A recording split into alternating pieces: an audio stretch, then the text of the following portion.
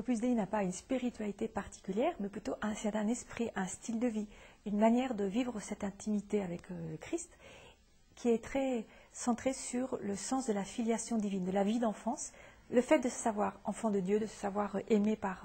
le Christ, qui donne une immense liberté, et aussi un grand sens de responsabilité dans la vie quotidienne. Parce qu'au fond, c'est l'idée de chercher à répondre à l'amour de Dieu. Et évidemment, quand on veut répondre à un amour, quand on veut aimer, on doit être libre, parce que sans liberté, il n'y a pas d'amour possible. Et donc cette liberté intérieure, cette liberté des enfants de Dieu, c'est vraiment très important pour quelqu'un de l'Opus Dei qui se sent appelé à répondre dans le quotidien à cet amour de Dieu. Et puis bon,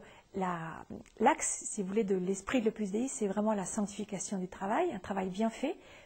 comme une occasion de servir les autres aussi, de s'occuper, de se préoccuper des autres, servir les autres par un travail qui n'est pas fait simplement pour soi, pour s'enrichir personnellement, par goût du pouvoir, de la réussite personnelle, mais vraiment avec une dimension de service, de collaborer à l'amélioration de la vie des autres, des personnes qui sont autour de soi. Et donc ce travail vu non pas comme un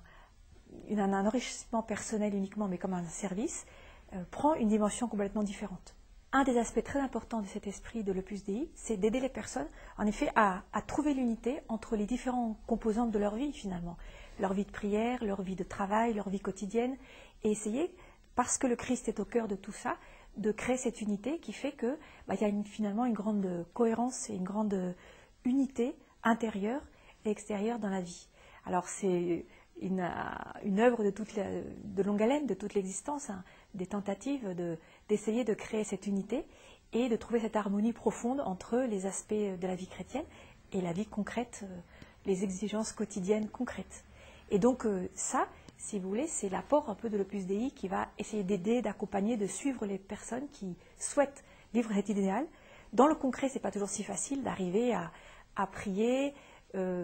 quand on a une vie de travail intense, quand on a une vie de famille très, très dense aussi, prier, lutter pour améliorer son caractère, être de bonne humeur, rendre service, tout ça qui fait en fait l'idéal de sainteté d'un chrétien